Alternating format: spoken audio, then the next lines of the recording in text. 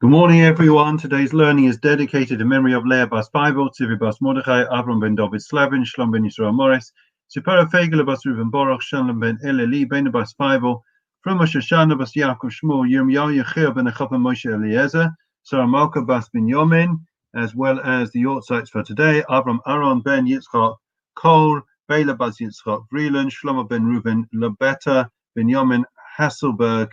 We wish each and every one of their respective families long life and only simchas. So today we move on to the gate of willingness, which is in Hebrew, has a more accurate description, which is shah harotzon. So he says as follows. It says, the willingness is an extremely good trait and is found only in the magnanimous, precious soul. One who possesses the trait of willingness is satisfied with all that befalls him, as decreed by the exalted Creator, and does not question his judgment. So let's just move on a bit. We'll read a few more lines and then we'll explain. So he says, the possessor of this trait does not aspire to greatness and honor, but his will and mind are oriented to forbearance. He does not bemoan his lot, nor vent his ire at the exalted one. From this trait proceeds that of rejoicing in one's lot. Why is that? The virtue and benefit of willingness are seen in their relationship to life, as they are the fount of good and the source of loving kindness. See what occurred, he says, with Mordechai when Achashverosh was favorably inclined towards him, and what occurred with Yosef when Pharaoh was favorably inclined to him. So it is a very beautiful trait in a man to be full of goodwill and to cancel his own will before that of his fellow man. So there are a few different aspects in my understanding of the gate of willingness. So firstly, we have to understand there is a concept in Jewish law. Good morning, everyone. Apologies, we haven't said good morning yet. I was running a bit late. Good morning to Rachel, Michelle, Peter, Estelle, Carol, David, Richard, and all those that are also watching on YouTube and anywhere else on social media. So there is a statement by our sages, which is Eina davar omed b'fnei haratzon. Nothing stands in the way of will. When a person truly wants something, then there is nothing that need stand in their way. That's a very, very rather cryptic statement if we think about it. Is that actually true? If we actually want something, we always get it. Is that something we want to impress upon our children? If you really want it, you'll get it. Well, that's not true. That sets us up arguably for failure and for depression and frustration during life, because there's many things that I want I don't get. Obviously, we're not talking about man's wants in the world, because that is not what we are focusing on, but it is about in terms of achieving and accomplishing meaningfulness in life. In other words, we have to recognize what is our responsibility, where does it start and stop, and when do we hand over and relinquish control and pass over to the Almighty. And it's like this. In Jewish thinking, the idea is that we are expected to do everything that we possibly can to accomplish our goals and mission in life, to be godly, right? To do mitzvot, to sanctify God's name in the world. But at the end of the day, there comes a point there where things are beyond our control, okay?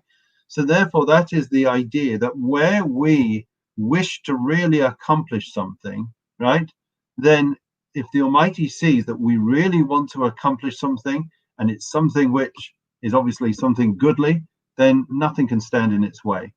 Because at the end of the day, the Almighty himself, right, the Ribono Shel Olam, God Almighty, who's the master of the universe, can do anything and everything. And everything that we do is only because he wills it and he allows it to happen.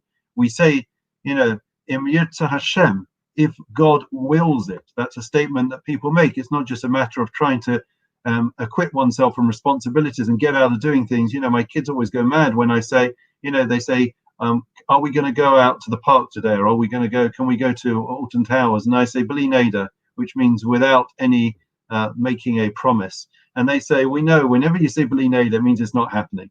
So when we say Im Yirtzeh Hashem, if God wills it, right, that's not a way of us getting out of things. What it is we are recognizing that whether we succeed and fail is not actually in our hands. The ability that we have is to make the right choices. And there are choices and there are choices, and there is wanting and there is wanting. Okay. Saying that we want something doesn't mean that we actually truly want it. The Almighty knows. He is able to go into our Holy of Holies, into our inner being, right, the inner sanctum of our hearts, and he's able to look inside ourselves and to see, does he really want it? Does she actually really want this? Or are they just paying lip service? Very often when we say we want things and we say we've tried, right, if we're honest with ourselves, we didn't give it our all. And when there is something that we really want, we know that more often than not, we succeed and we accomplish it. It may take several attempts, but that doesn't mean we won't get there.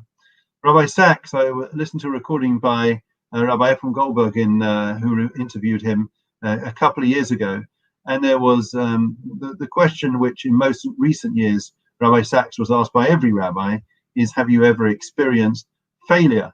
And he always used to scoff and laugh at us, and he said he'd failed at hundreds and thousands of times in his life, and any success that he had was built on the back of those failures.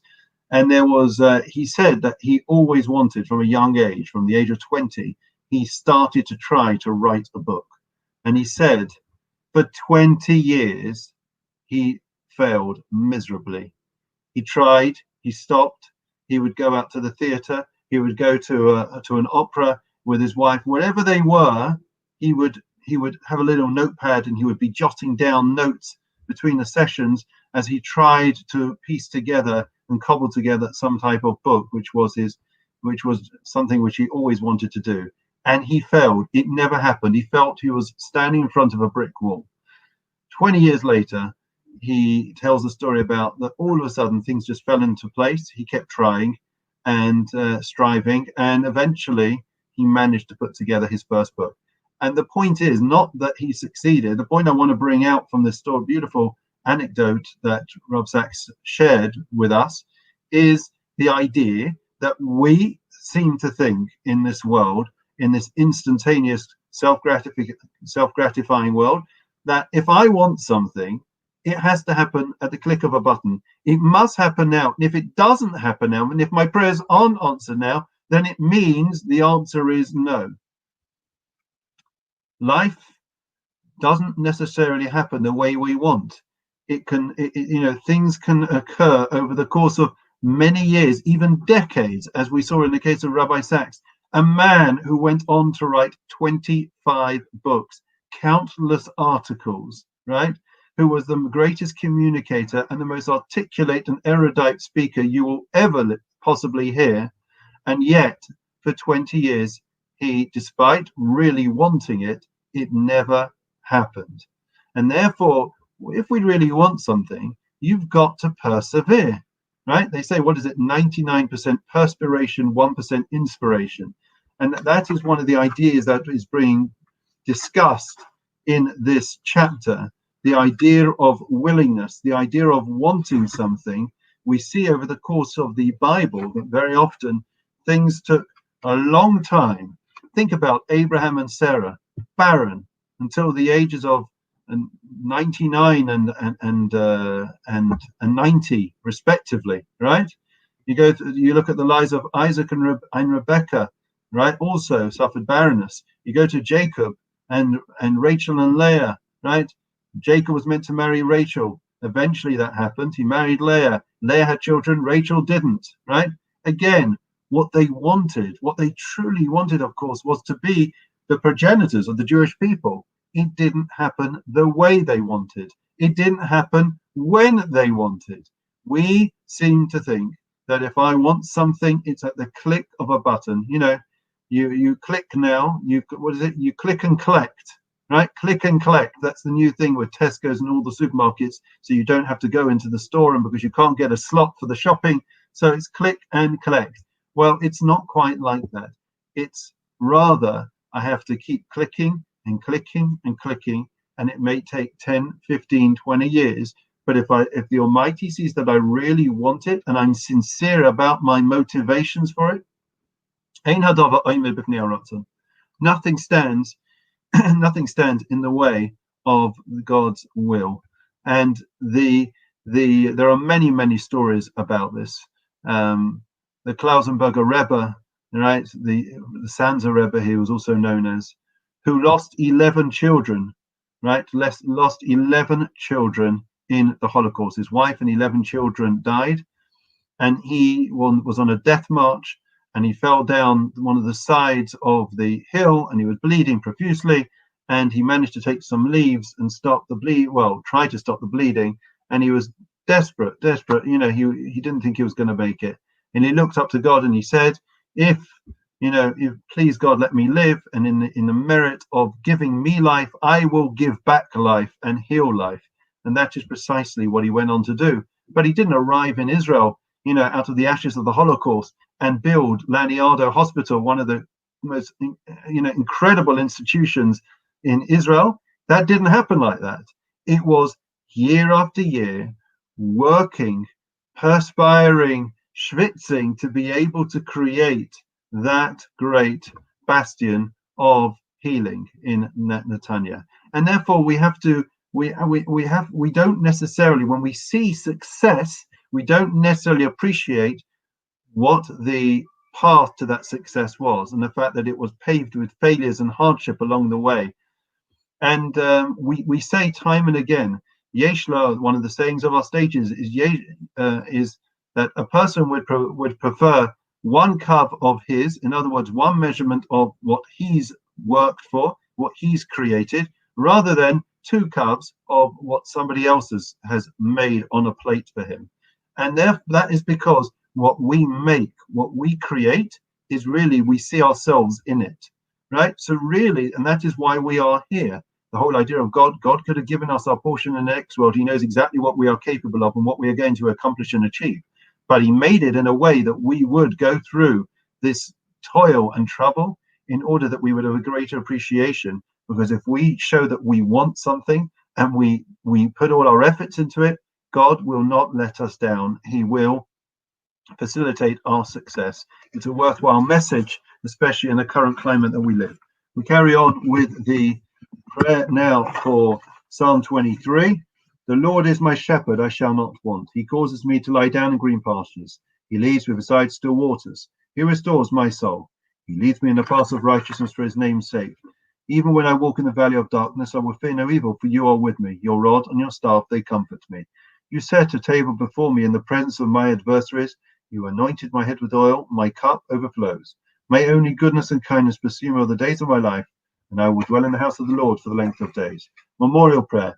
Is Nishmais, Aram ben Yitzchak Kol, Bela Bat Yitzchak Freeland, Shlomo ben Reuven Lobeta, Benjamin Hesselberg, Yitzchak Zev ben Abba Halevi Baxter, Leah Bas Aaron Halevi Hirsch, Chava Bas Yaakov Lankin, Miriam Bas Bog Zevi Halevi, Yaakov ben Zvi Newman, Abram Chaim ben David Reichenbaum, Chaya Bas Chanuk Razin, Leah Kayla Bas Chanuk Bacon.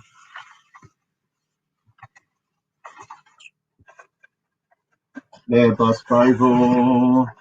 Sivia Bas Abram, Sivia Bas Mordechai, Abram ben David Slavin, Shalom ben Yisrael Morris, Sivia Vegel Bas Reuven Baruch, Shalom ben Eli, Ben Bas Bible from Shoshan Bas Yaakov Shmuel, Sarah Malkus Bas Ben Yomin, Yirmiyahu Yechid ben Echav ben Moshe Eliezer, Shalom Chuli Olamam, Bergan Eden Teimunu Chasam Lachim Balarachamim, Yasiven Beseisa Kanafar bin Olamim, Yesovas Reit Nishmasam Adonai Nachlasam, Yanuchu B'Shalom Mishkavam, and Amar Amen. Wishing everyone well. Keep safe, keep well. We'll continue with this discussion. We're back tonight with a memorial lecture and shir and reflections on the life of Rav Sachs, and we'll be learning some of his works on the Parsha, and that's been advertised. I think it's on Zoom as well as on Facebook. And besides that, we look forward to seeing you, please God, for Sunday morning when we return for our learning program. A reminder that we are sending out today an interfaith talk that I gave this week, as well as a new Parsha sheet. I look forward to hearing your feedback. Take care, look after yourselves, keep safe, keep well.